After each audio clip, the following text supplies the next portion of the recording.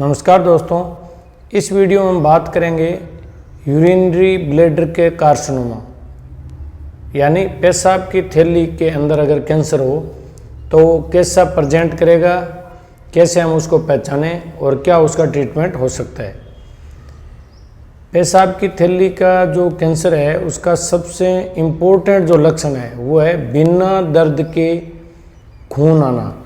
अगर कभी किसी के पेशाब में खून आया हो, दर्द हुआ नहीं हो और उसके बाद 2-3 महीने 4 महीने तो कोई दिक्कत नहीं है, फिर कभी ऐसी सिचुएशन आई कि फिर खून आ गए हो तो हमें सतर्क हो जाना चाहिए, हमें उससे संबंधित जांच करवानी चाहिए।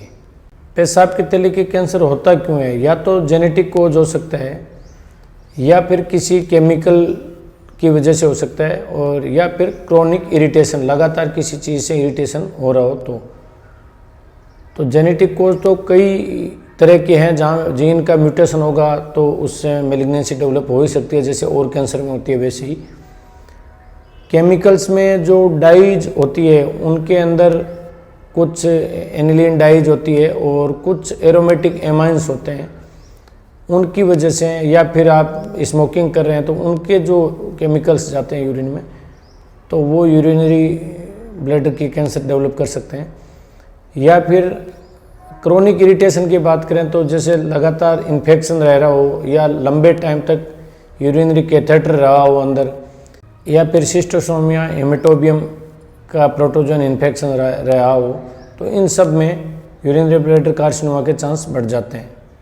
जैसे लक्षण आया तो हमने लक्षण के आधार पे हम जांच करें तो क्या करा सकते हैं। इस लक्षण के साथ हम डॉक्टर के पास जाएंगे तो जनरली सबसे इजी जो इन्वेस्टिगेशन होता है वो है सोनोग्राफी, अल्ट्रासाउंड।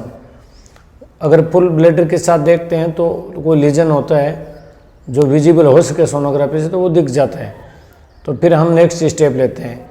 और नेक्स्ट स्टेप है सिस्टोस्कोपी, मतलब एंडोस्कोपी या दूरबीन की वजह से पेशाब की थैली के अंदर देखना, तो उसमें छोटे से छोटा लीजन होता है वो भी दिख जाता है, और ये काम यूरोलॉजिस्ट करते हैं।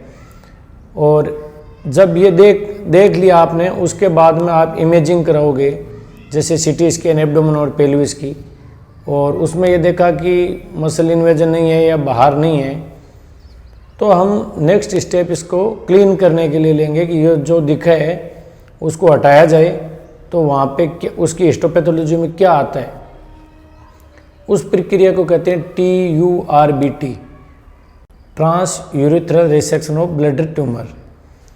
इसमें क्या होता है कि एंडोस्कोपी से जो ब्लैडर का ट्यूमर है उसको निकाल लेते हैं, और उस ट्यूमर के बेस के साथ में थोड़ा सा ब्लैडर वाल का मसल टिश्यू भी निकालते हैं, क्योंकि यहाँ ब्लैडर जो यूरिनरी ब्लैडर के कैंसर्स है उनको 2 भागों में डिवाइड किया हुआ है। एक तो वो कि सुपरफिशियल ट्यूमर्स हो, और दूसरा वो जिसमें मसल टिश्यू में इन्वेजन कर गया हो। तो इसलिए जब बायोप्सी लेते हैं, उसको TURBT बोलते हैं, उसमें क्या होता है दोनों ही चीज़ें, उस ट्यूमर को हटा भी दिया प्लस बायोप्सी भी आ जाएगी। उसमें वाल की मसल टिश्यू आना बहुत ज़रूरी है जिससे हम नेक्स्ट स्टेप ले सकें।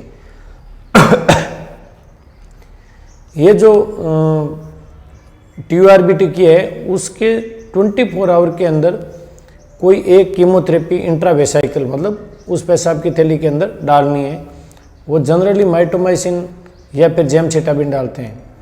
अब जो हमने उसका जांच की, हिस्टोपैथोलॉजी ली, तो अगर उसमें ऐसा आता है कि वो जो ट्यूमर है वो मसल टिश्यू को इन्वर्जन नहीं कर रहा है, मतलब उसके जो ब्लैडर है उसकी एपिथेलियम में या सबम्यूकोजा तक ही इन्वॉल्व है, तो उसका ट्रीटमेंट अलग रहेगा। उसका ट्रीटमेंट सिर्फ लोकली रहेगा, और वही पेशाब की थैली के अंदर कुछ दवाई डालेंगे, उसी से ट्रीटमेंट हो जाएगा। ना कीमोथेरेपी की ज़रूरत, ना रेडियोथेरेपी की ज़रूरत, ना सर्जरी की ज़रूरत पड़ेगी। उसको हम 3 भागों में डिवाइड करते हैं। जो लोकली है जिसको हम बोलते हैं non muscle invasive bladder cancer, तो उसको जो लो ग्रेड होते हैं उसमें तो TURBT सफिशिएंट है, उसके बाद कुछ भी नहीं करना।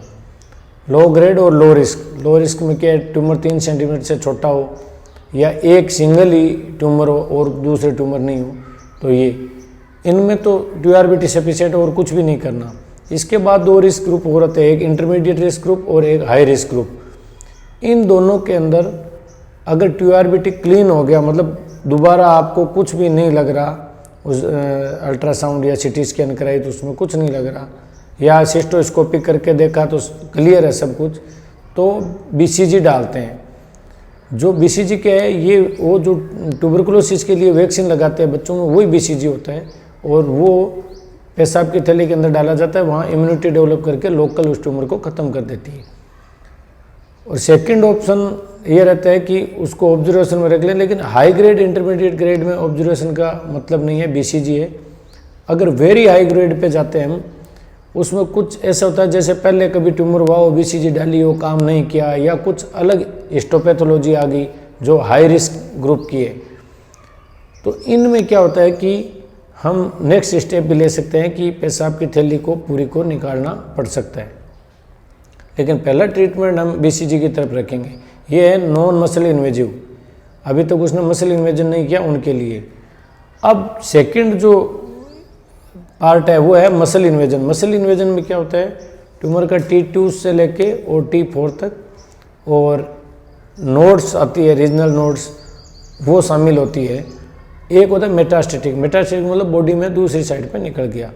तो मेटास्टेटिक अगर डिजीज आती है तब तो कीमोथेरेपी ऑप्शन है, उसमें कीमोथेरेपी दे और उसमें जैसा रेस्पॉन्स आता है उसके हिसाब से नेक्स्ट ट्रीटमेंट प्लान करते हैं। लेकिन डिजीज लोकली है, ब्लैडर के अंदर या आसपास ही फैली है, या उनके पास में जो नोड्स हैं उनमें फैली है, तो उनके लिए हम क्या करेंगे, उनके लिए पहला ऑप्शन है कीमोथेरेपी। उसमें कीमोथेरेपी लगा के और उनका साइड का रिडक्शन करेंगे। उसके बाद में दो ऑप्शन है जिसमें हम अगर सर्जरी की तरफ जाते हैं तो पहले कीमो लगाई, उसके बाद सर्जरी कर दी, पूरी पेशाब की थैली हट गई, जिसको सिस्टेक्टोमी बोलते हैं, और उसके बाद में जो रिपोर्ट आती है उसके आधार पे आगे हमें कीमो लगानी है, रेडियोथेरेपी लगानी है, क्या करना है, या कोई इम्यूनोथेरेपी देनी है, वो डिसाइड करेंगे। और अगर हमें सर्जरी नहीं करानी, ऑर्गन प्रिजर्वेशन बोलते हैं, जिसमें क्या पेशाब की थैली बची रहे, तो पेशाब का नॉर्मल जो वे है वो बना रहे। सर्जरी के बाद पेशाब की थैली निकल जाती है तो दूसरी थैली उनको बॉडी के अंदर या बाहर बनानी पड़ती है। तो सेकंड जो ऑप्शन है उसमें है कीमोथेरेपी और रेडियोथेरेपी दोनों हम लगा दें, दोनों लगाएं। उसके बाद में हम 2 से 3 महीने बाद जांच करके देखें कि सब कुछ अगर नॉर्मल आ गया तो उसको हम आगे सिर्फ फॉलोअप पर डाल देंगे, जिसे 2 साल तक 3-3 महीने से फॉलोअप रख लिया, और उसके बाद में 6 महीने या सालाना फॉलोअप रख लिया। फॉलोअप का मतलब जब भी पेशेंट अगर उस टाइम आता है तो एक तो सिस्टोस्कोपी करानी है जो दूरबीन की जांच बोलते हैं, और आप यूरिन की साइटोलॉजी करा सकते हो कि उसमें कोई मैलिग्नेंट सेल तो नहीं है। और अगर कोई पेशेंट कुछ कंप्लेन करता है तो उससे संबंधित आपको इमेजिंग करानी है, और अगर कंप्लेन नहीं करता है तो साल में एक बार आप CT स्कैन करा सकते हो। इसमें मैंने जो आपको बताया ये एक मोटा मोटी ट्रीटमेंट का फॉर्मूला है, इस तरह से रहता है। बाकी जो डॉक्टर ट्रीटमेंट करते हैं उनके लिए कुछ छोटी छोटी चीज़ें और होती है, वो देख के डिसाइड करते हैं कि मुझे पहला स्टेप कौन सा लेना है, दूसरा कौन सा लेना है, इसके बाद क्या करना है। उतना डिटेल में मैं आप लोगों को नहीं बता पाऊँगा, लेकिन मेन मसल इन्वेजन नहीं है तो इंट्रावेस्कुलर BCG डालते हैं, प्रिफर्ड हुई है। BCG से इंटॉलरेंट है मान लो, या BCG रिएक्शन करती है, या उसकी वजह से इफेक्ट नहीं आया तो अपन सेकंड ऑप्शन कीमोथेरेपी का ले सकते हैं, जो इंट्रावेसाइकल मतलब ब्लड की थैली के अंदर ही डालना है, ब्लैडर की थैली के अंदर ही डालना है, बाहर इंजेक्शन कुछ नहीं देना। और अगर इन्वेजन मसल को क्रॉस कर गई है तो वो अगर कम स्टेज तक है, मान लो सेकंड और थर्ड ईयर तक है, तो हम चांस बराबर रखते हैं कि कीमोथेरेपी लगा के सर्जरी करें या कीमो रेडियोथेरेपी दोनों लगा के उस पेशाब की थैली को बचा लें। दोनों में लगभग जो क्योर रेट है वो बराबर है। थोड़ा एडवांस चले जाते हैं जैसे थर्ड B में, तो वहाँ पे सर्जरी को अवॉइड करते हैं, वहाँ पे कीमो रेडियोथेरेपी लगा देंगे, और कीमो रेडियोथेरेपी लगाने के बाद में हम फॉलोअप पे रख लेंगे, या फिर न्यूअर्जेंट कीमोथेरेपी लगा के साइज छोटा करेंगे, फिर देखेंगे बहुत अच्छा रेस्पॉन्स है तो हम दोनों ऑप्शन ले सकते हैं, सर्जरी का या रेडियोथेरेपी का। इससे संबंधित और अगर कोई आपका क्वेश्चन हो तो आप कमेंट्स में पूछ सकते हो, मैं वहाँ बता दूंगा। धन्यवाद।